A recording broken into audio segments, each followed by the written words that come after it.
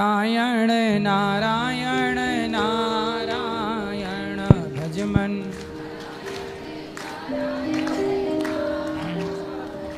बोलिए गौरी गोपाल भगवान की। स्वागत है आपका आज की मंगलमयी प्रश्नोत्तरी में। जी स्वामी जी। जय श्री राधे। जय श्री राधे। जी महाराज जी, श्राद्ध पक्ष चल रहा है, तो श्राद्ध पक्ष में जैसे ग्रामीणांचलों में एक प्रथा सी चल गई है कि मतलब इस समय देवताओं की पूजा अर्चना करना लोग बंद कर देते हैं। तो जैसे ये पितृ प्रधान तो पूजा है, पर देवताओं की भी तो पूजा करनी चाहिए। पितृ भी अपने आप में देवता ही है जी। तो पितृ देवताओं की भी पूजा होती है, इसलिए जब पिंडदान होता है तो पिंडदान में भगवान का भी पिंडदान होता है, तो उसमें भगवान की पूजा तो होती है। संकल्प होगा तो विष्णु विष्णु विष्णु तो बोला ही जाएगा। तो भगवान की पूजा किसी भी काल परिस्थिति में किसी भी समय बंद नहीं करनी चाहिए, बंद नहीं की जानी चाहिए। पितृपक्ष श्राद्ध पक्ष में और पूजा करना चाहिए। इस पक्ष में किया गया अनुष्ठान पूजा जप तप वो सारा पुण्य पितरों को मिलता है और उनकी सदगति होती है। कहा जाता है कि इस पितृपक्ष में आपके पास कुछ नहीं है तो दक्षिण दिशा की ओर मुंह करके केवल अपने पितरों के लिए दोनों हाथ उठा के कह दो कि हे पितरों, हमारे पास कुछ नहीं है, और उनकी याद में केवल नेत्रों से दो आंसू बहा दो, वो आंसू वही ग्रहण कर लेते हैं, तृप्त हो जाते हैं। घास उठा के फाड़ के गैया को खिला देने से वो घास का पिंड मान लिया जाता है कि घास का पिंड आपने गैया को खिला दिया तो उस पुण्य से पितरों की गति हो जाती है। कुछ ना होने पर ये बात भी है, पर है तो आप बढ़िया तिल के बाद वो बनाइए पिंड और बढ़िया जौ के तिल के पिंड बना के और दान कीजिए, पिंड दान कीजिए, अन्नदान कीजिए। सब भगवान की पूजा किसी भी काल परिस्थिति में ईश्वर की पूजा बंद नहीं होती। चूंकि हमारे मन में चल रहा था, चूंकि आपको इस समय पूरा विश्व सुन रहा है, तो आपके माध्यम से ये जानकारी जन जन में व्याप्त हो गई। और महाराज जी, श्राद्ध पक्ष में श्रीमद् भागवत महापुराण का फल विशेष रूप से क्या हो जाता है? कहते हैं गया श्राद्ध सतेनापि मुक्तिर्मे न भविष्यति। सतेनापि मुक्तिर्मे न भविष्यति। यदि गया जैसे गौकर्ण जी ने गया श्राद्ध तो धुंधकारी का किया, पिंडदान किया, पर चूंकि उनने नाम गोत्र गलत लिया था, क्योंकि उन्हें ये लगा कि ये मेरा भाई है, जबकि वो बहन का था। धुंधकारी जो था वो उनकी अपनी माँ का जो धुंधली की बहन का बेटा था, तो गौकर्ण जी के मौसी का लड़का हुआ। चूंकि वो नाम गोत्र गलत बोल रहे थे, उन्हें यही था कि हमारे नाम गोत्र का है। क्यों गुरुजी, बात सही है जी। इसलिए उनको उसका फल नहीं मिला।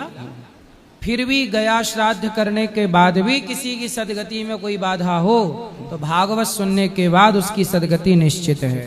क्योंकि भागवत कितना भी बड़ा पापी कोई न, भागवत जी में लिखा ये मानवः पाप कृतस्तु सर्वदा सदा दुराचारणता विमार्गिगाः क्रोधाग्नि दग्धः कुटिलाश्च कामिनः सप्ताह यज्ञेन कलौ पुनन्ति ते। कितना भी बड़ा पापी हो उत्तर ही जाएगा भागवत के अनुष्ठान से। जी सादर जय श्री राम। जी गुरु जी के चरणों में सादर नमन। जी गौरी गोपाल भगवान की जय। जी।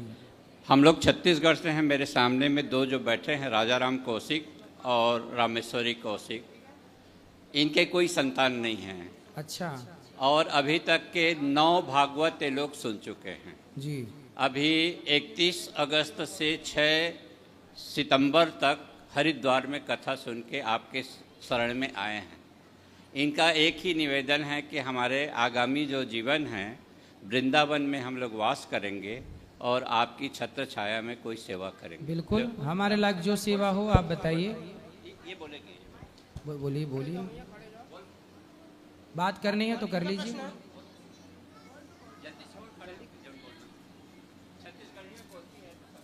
बोले छत्तीसगढ़िया सबसे बढ़िया।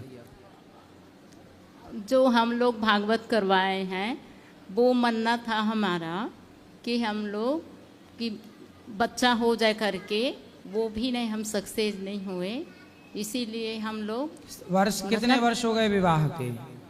मतलब 20-25 साल हो गए। 25 साल हो गए। बच्चादानी निकल गया 25 साल की उम्र में। निकल गया बच्चादानी? जी। क्यों निकल गया? कैंसर हो गया था तो देखो, अब जितनी चाहत पुत्र की है उतनी चाहत यदि भगवान को पाने की हो जाए जी। तो भगवान जिनको मिल जाए तो उन्हें फिर क्या चाहिए? मीराबाई किसके लिए रोई?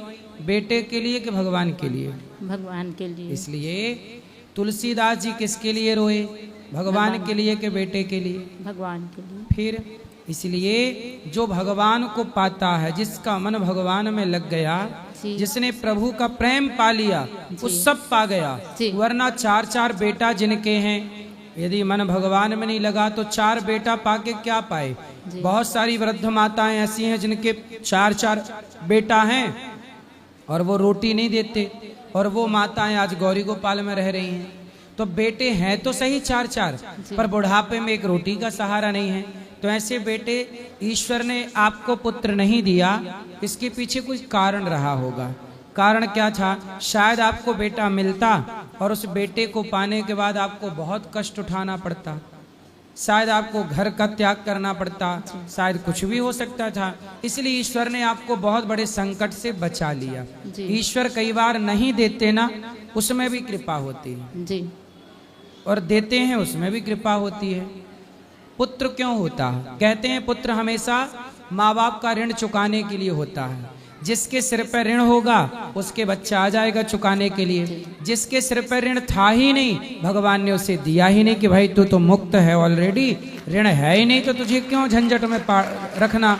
तो आपके सिर पर कोई ऋण नहीं है, इसलिए ईश्वर ने आपको दिया ही नहीं। इसलिए ना देकर, आप बताओ कि ईश्वर ने आपको पुत्र ना देकर कृपा की, अच्छा किया कि आपके साथ बुरा हुआ? भगवान को पा लिए, अच्छा हुआ। इसलिए अब मन को पूर्ण रूप से, मीराबाई ने भगवान को पा लिया तो आज तक याद है, दुनिया को मीरा का नाम याद है। और जिनने बेटे पाए 4-4, 6-6, उन्हें कौन जान रहा? आपके पड़ोस में किसी के 4 बेटे हैं, किसी के 10 बेटे हैं, कौन जान रहा उन्हें? बगल की गली वाला नहीं जानता। लेकिन जो भगवान को पा लेता है उसे दुनिया जान जाती है। और यही जीवन की सार्थकता। आपके घर में, आपके आसपास किसानी होती है? किसानी, हाँ। खेती होती है? हाँ। लोग खेत में गेहूं बोते हैं, धान बोते हैं। छत्तीसगढ़ में तो धान बहुत होती है। तो धान जब बोते हैं, गेहूं भी होती होगी।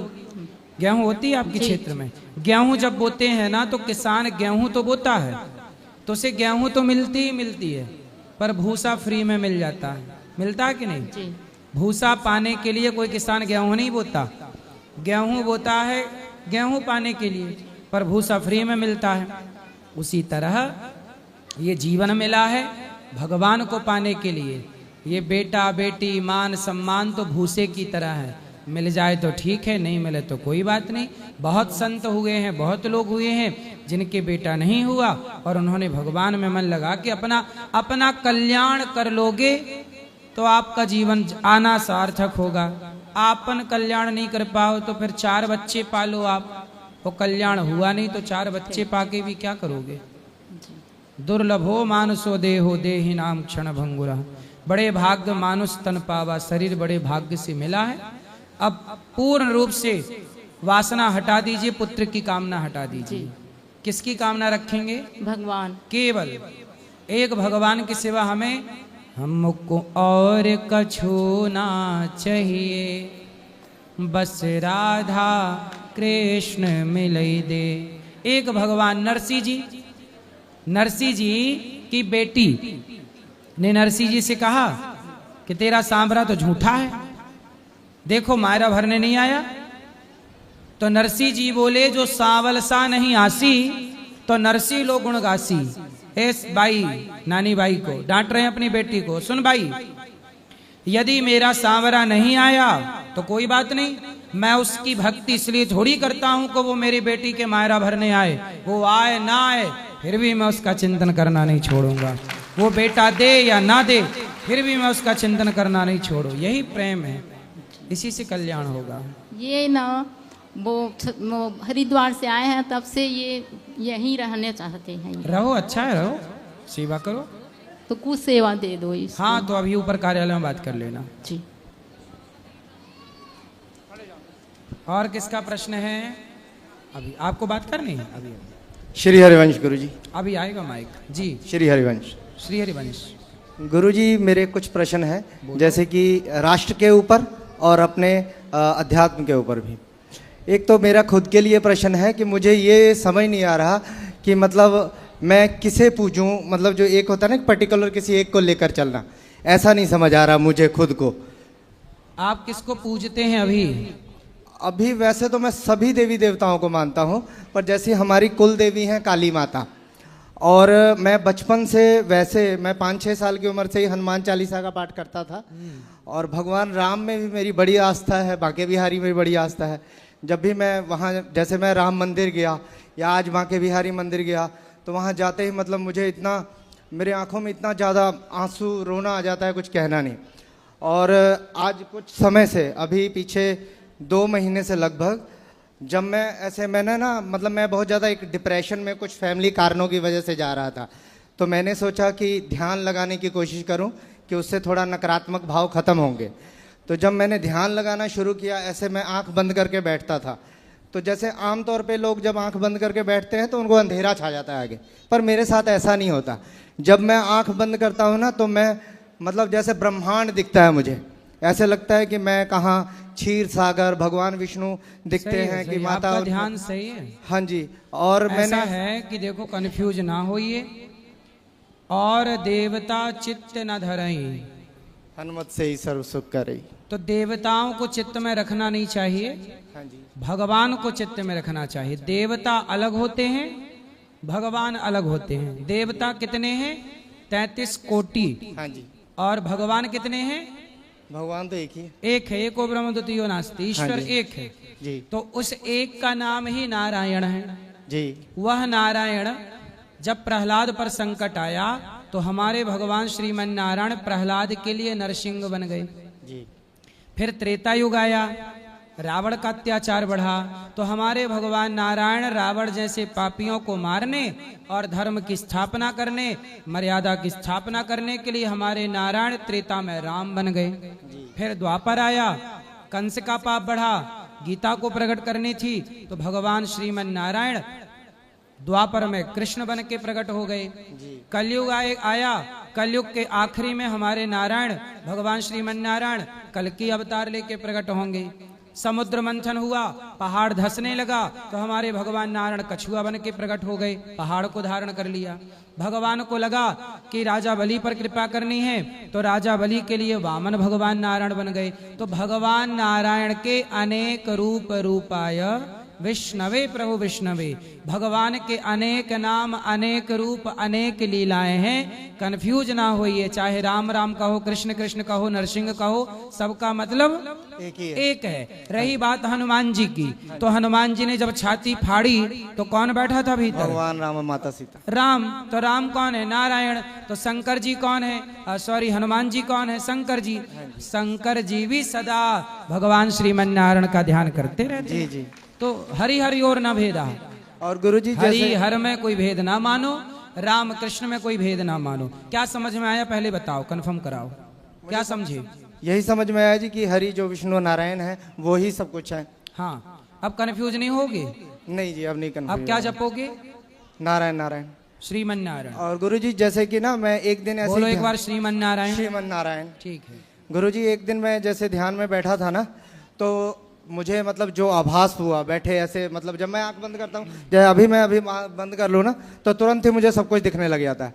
तो ऐसा हुआ कि जैसे मैंने माँ काली का रौद्र रूप देखा, और उनका रौद्र रूप चल रहा था, और इसी में मैं उसको देख के डरने लग गया, मुझे कंपन होने लग गई मेरे शरीर में। ठीक है। और इसी के साथ तुरंत थोड़ी देर में ही उनके रौद्र रूप के आगे चारों तरफ मयूर पंख मुझे नजर आने लगे, और उससे फिर मुझे शीतलता मिली। और फिर माँ ने मुझे कहा कि मेरा मंदिर बनवाओ, ऐसा उन्होंने कहा।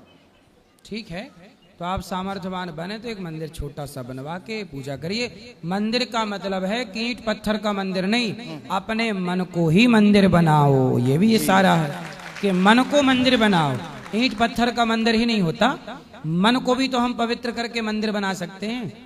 और गुरुजी एक सवाल मैं राष्ट्र के लिए पूछना चाहता पहले जो समझ में आई, मन क्या है? हूँ। मन मंदिर है। मन मंदिर है। मन नाला भी है। हाँ, अगर गलत जिसका दिशा मन गलत जा रहा है वो मन नाला है, से- जी जी और जिसका मन भगवान में लगा है उसका मन ही मंदिर है, और उसी मन मंदिर में भगवान प्रकट हो जाते हैं। जी जी। अब आगे। एक राष्ट्र के लिए सवाल है मेरा। जैसे कि हम जब भी अपने धार्मिक स्थलों पर जाते हैं, ठीक पिछले साल अभी भगवान की ऐसी कृपा हुई कि पिछले वर्ष मेरी जब से शादी हुई है, मैंने बहुत सारे तीर्थों के मुझे दर्शन लाभ हुए। तो सबसे पहले शादी के तुरंत बाद हम गए बाबा विश्वनाथ बनारस में। ठीक तो है। जब वहाँ पर गए तो हमने देखा, जैसे कि सुना तो हुआ था और जैसे सोशल मीडिया के द्वारा देखा भी हुआ था कि देखा कि नीचे भवन है, भगवान का मंदिर है, ऊपर गुंबद है वो इस्लाम का। और फिर इसके बाद जैसे राम मंदिर का तो हम सब जानते ही हैं, अभी फैसला आया और राम मंदिर भी बना। और आज यहाँ भी जब मैं मथुरा में श्री कृष्ण जन्मभूमि पर गया तो वहाँ भी हमने देखा कि नीचे मंदिर है और ऊपर वो मकबरा सा बना हुआ है। तो मतलब, और जहाँ भी हम जब भी अपने धार्मिक स्थलों में जाते हैं, हिंदू धर्म के किसी भी धार्मिक स्थल में जब हम सब लोग जाते हैं तो हमें ऐसा वहाँ पर जाके ना थोड़ा सा हीन भावना आ जाता है। वो हीन भावना अपने धर्म की वजह से नहीं आता, धर्म की वजह से तो हमें गर्व होता है, अपने पूर्वजों पे भी गर्व होता है, लेकिन आज की जो समाज में जैसा स्थिति है हिंदुओं का, उस वजह से हीन भावना आता है कि 100 करोड़ से ऊपर की आबादी हमारे विश्व भर में होते हुए भी सारे हिंदू समाज की, और हमारी ये दुर्गति है कि हम अपने मंदिरों की सुरक्षा के लिए हमें सुरक्षा बल की तैनाती करनी पड़ती है। जबकि यही जब हम देश के और भी, देश दुनिया में और भी जितने भी धार्मिक स्थल हैं अलग अलग धर्मों के, छोटे से, अगर एक सिख धर्म का उदाहरण आप ले लीजिए, हम में से ही निकला है और 2% के करीब उनकी आबादी है पूरे देश दुनिया में। अगर वहाँ आप जाओ तो वहाँ भी उनको भी इस चीज़ की ज़रूरत नहीं पड़ती कि उनके धार्मिक स्थलों की सुरक्षाकर्मी कर रहे हों।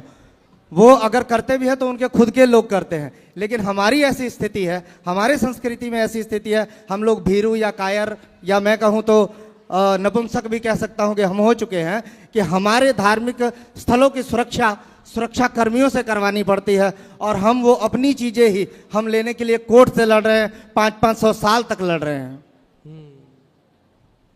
ठीक है, आपकी चिंता है, पर अब क्या है, ये देश ना एक संविधान है, एक सिस्टम है, तो उसको फॉलो कर रहे हैं कि लड़ाई झगड़ा ना हो, खून ना बहे, और हमारे अधिकार हमें मिल जाए, उनके अधिकार उनको मिले। जहाँ मंदिर है वो मंदिर की भूमि हमें मिल जाए, जो उनका है वो उन्हें मिले।